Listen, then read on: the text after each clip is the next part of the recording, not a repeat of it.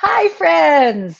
We are here with this interview series is called In Response Interviews with Intriguing Internalizers. And my name's Mia Park. Hello. Thanks for watching my interview series. I'm having so much fun doing this.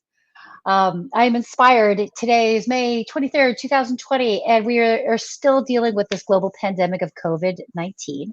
And I thought this is an excellent opportunity to connect virtually in the way that we can now with people that I know from all over the world, from all different walks of life, to talk about what makes them tick on the inside, especially in response to what's going on in the outside now. So today, I have a very special guest. I've known this young man for like when it was just cells in the universe in the cosmos. So let's welcome Christopher Conwell. Hi, Chris. Hey, So Chris and I know each other because his mom, hi Chick, Patricia Lee, hi Chick. Oh, so I was just telling Chris, Patricia and I met trying out for high school choir when we were 13 years old, and neither of us made choir because I was too loud and she was too quiet. And now you know what our personalities are like.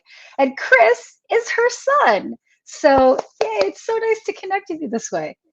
yeah, And thanks. yeah, Chris is getting, we'll let him talk about himself, but a very, very amazing young guy here who is working on his PhD in Earth Sciences and Geology in Ohio. He's got a full ride out there, fellowship, I think, and working very, very hard at that. So it's just wonderful to see someone I knew as a sparkle dust in the universe, like land on this planet and like start studying and doing some really good work. But Chris, is there anything else that you want people to know about you? No, I think that's great, Mia. Thank you for that introduction. And he's also really like kind. He's a polite young man, very polite young man. So Chris is also 26, and right now you are in a PhD program in Ohio. Yep. And what's going on exactly where you are in response to the pandemic, and then tell me what's going on exactly where you are here in response. Sure. So as far as what's going on here, we're still sheltered in place. So I think the restrictions are probably similar to a lot of, I guess big cities, but really even outside of the big cities. So so I live with a roommate. He's another grad student, and we've been working at the kitchen table all day since about the first week of March. So I'm thankful to have him. We kind of, if I was just by myself, I think I'd be going a lot crazier than I am now. But yeah, so we're just riding it out, just like everyone else. As far as what's going on inside, I've dealt with a lot of struggle adjusting to this. I think other people have, and so especially because there was no time to transition. Really, it was everything was fairly normal, and then all of a sudden it was like stay at home and don't leave. So that's been hard, and maintaining some sense of forward movement with my work has been difficult, which I think seems to be echoed by a lot of people. So I've been working through that, and at this point, I myself and maybe others are better adjusted than before, but it's still challenging. Yeah. So when you say struggle, like what exactly were you struggling with? So I've basically had to get used to having maybe 2 or 3 productive hours in the day, which is a lot less than I would like. And I get really distracted at home, and I kind of already knew that. I was either working in my office at the university or at a coffee shop, or but rarely at home. And so at first it was I felt like I was just really frustrated, and I was hard on myself, and it was my expectations were set higher than that, and so I've had to um, become okay with not getting as much done as I want to, and it is okay. So yeah. Good for you, Chris. That's very insightful. You've always been very insightful that way, where you acknowledge what's going on and you're kind of like, okay, this is the reality, and let myself off the hook with this, right? Thank So, you. yeah, I wanted to ask you from two different positions on your opinion just on things. So one is, as you are 26, you are a young man, and you are in like kind of like the next generation to kind of take leadership and kind of grab the mantle of what's going to be happening to us. And how do you feel about what's happening now as a 26-year-old future leader?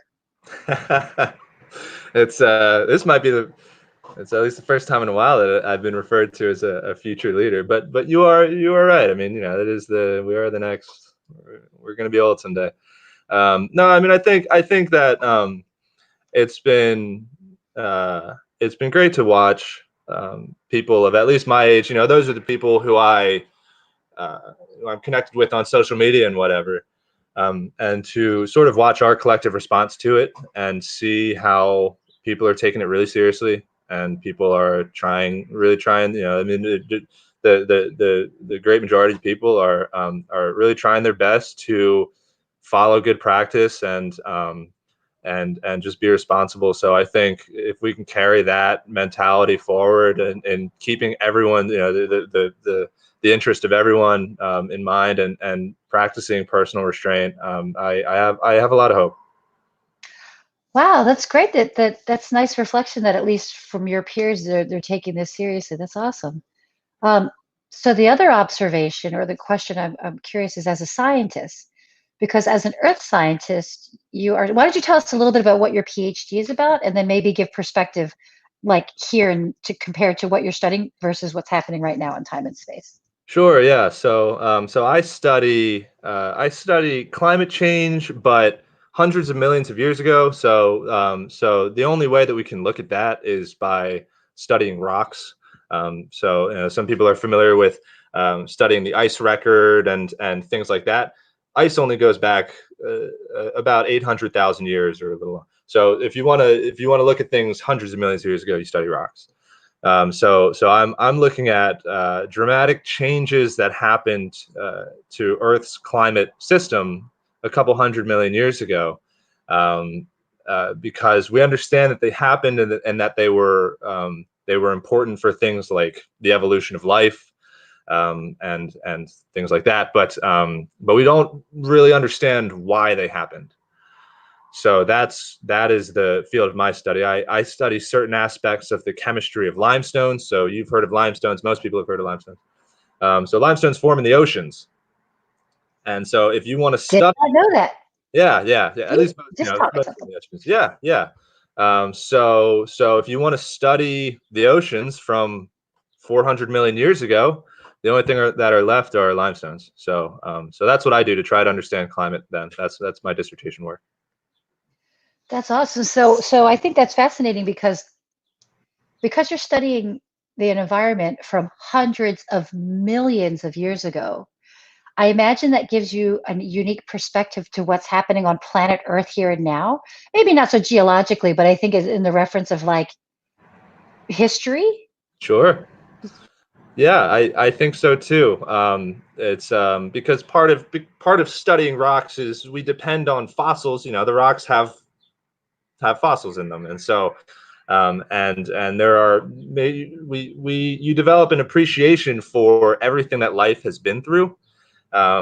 It's pretty. It's there are, if you look up, you can do a Google search for mass extinction events, and there are periods of time where uh, 2/3 or more of all life on Earth went extinct. And so it's just, it's Plants too, or were so those like at this time, this was pre-plants. okay, Yeah. So at this time, there was really only multicellular life in the. I mean, there were some. Okay, there were certain kinds of plants, but most of the life was in the oceans. So the land was pretty barren. And so even in this time, yeah, there's dramatic reductions in biodiversity. So yeah, so life has been through a lot, and I have that perspective now because I've thought about limestones for more than most people will. that's so fascinating. So, huh? Has there been any other mass life kind of wipeout besides the microcell organisms? I mean, I don't know how the dinosaur wipeout compares to that scale wise, but has there been like, in other words, do you think we're in a cycle where there's like a certain amount of time goes by and the Earth goes, That's a big question, and there's ongoing conversation in the research community about that. Are we in a sixth, the next major mass extinction, or how do these work? So I won't act like I have a good answer to that question, but smart kid, diplomat, this one. I do know that that's a great question to ask. Yeah. That's good. You're such a diplomat. You're good. Because one of my spiritual backgrounds was like in yoga, and we talk about there being eras called yugas. Hmm. We say that I see life as being secular, but in a spiral. So Sure. it kind of overlaps, but it's never in the same time and place. It's always a little bit different. So anyway, we talk about these yugas, and so what we say now, there's a consensus that the era we're in now is called Kali Yuga. Kali being this representative of like destruction and that kind of like energy. But at the end of Kali Yuga is the next era where the opposite of Kali Yuga, like the whole process of peace and bliss and that kind of starts over again. So I just was I wondered if comparatively there was something like that geologically that we can talk about. But I'm not going to make you answer questions that you don't know the answer to. Just kind of connecting the dots there. But how about you yourself, especially as a scientist? Are you are you feeling philosophical or spiritual about what's happening? Um, Maybe I haven't given enough thought to that, about how this makes me feel on a more personal level. I mean, aside from the struggle with work, as transient as work is, and that's another conversation. Um, but the only thoughts that I have are that I think this is probably affecting me and my growth as a person more than I realize. But it's hard to know how much you're growing when you're growing. Mm. Usually you come out of something and you're like, whoa, that was meaningful. It's not always What the heck was what just happened? that was I'm different. So I'm different, right on the other side. Cool. who knows, right? That's so, as far as my philosophical leanings, that's sort of what that's what I think about. I don't maybe I and us, as society. I mean, that's something I think about. This is a big experiment for our society and I mean, even, on that scale, our society, and in the smaller scale, how we all live our lives. I was talking with my therapist a couple weeks ago, and he said that for him, this has been kind of a hard reset, and it brought to his attention that he hasn't been living his life the way that he wants to. Like now, all of a sudden, he's spending all this time with his kids, and he's got nowhere else to go, so he's like tending his garden. I mean that literally, but also figuratively. Mm-hmm. And so I think for myself and hopefully others too, it's a lot of that this sort of change that smacks you in the face. Um, it can be a time it's something that can push you to step back and take a hard look at how you've been doing things. That's awesome. That's Yeah. again very insightful. Yeah, it's this is the year 2020, and hindsight's 2020. Everyone's kind of pulling and playing on that the metaphor there, but it does make sense though. So maybe when we're on the other side of, if there's anything to be on the other side of, I mean, who knows what life will look like in 10 years? It might still be like fashion masks or something like that. Then maybe we can see where we were. Yeah. Um, I'm gonna push about the spiritual outlook a little bit as a scientist again. Yeah. Yeah. So do you have any kind of like, what is your explanation to this amazing planet that we share that has these rocks with information from 40 million years ago that you think about all day long, every day of your life? Yeah. I'm glad you asked that. I still struggle to make sense of all of it, in terms of it's I mean, I think the more that you spend time doing anything, you realize how much depth there is to it. And so even just looking at limestones and thinking about what life was like 450 million years ago, it's hard for me to conceptualize spiritually or philosophically how much has led up to this, This meaning like you and I, like, I know, like talking on the internet over what, like space? We're yeah, talking through exactly. like space right now. Right. It's You're over in freaky, Chicago. man. Yeah, it's absolutely. And so so that is if I were to think about how my field of research has affected that, it's on a day to day. I don't really think about when I'm in a Zoom meeting. I don't think about all the time how crazy it is that I can be in a Zoom meeting. But then sometimes I do, and when I do, it's like, holy crap. Yeah, I actually go between the two as well. Like I mean, I don't know. Maybe I try not to take things for granted too much because sometimes it's hard to turn that hyper reality off. Like, oh Yeah, my God, this is the computer that I can talk to. I can yeah, talk to people on other places of the planet, and there's nothing attached to this. yeah, yeah, What the F is going yeah, on, right? So then yeah, you pick up a limestone. Like I said, 40 million, you're talking 450 million. yeah. There's information in this rock that's making you think of the planet that we're still on, that this rock came from. Like, how long does a person live? Like 90 if they're lucky? Yep, yep, And then you're talking 450 million. yep. Like that's got to give you a big perspective on things. Yeah, yeah. It does. It's hard to translate into words. Um. Hmm. Uh, Is I it like go ahead, sorry. I know it's not a satisfying answer. No, it's okay. No, it's totally, hey, if it's from your honest, if it's authentic, it's totally satisfying. But when you said it's hard to translate into words, like, do you have you obviously have some kind of connection to the history of the planet or existence. Yeah, Is yeah. what is it like not, it's just, is it like a nonverbal connection for you?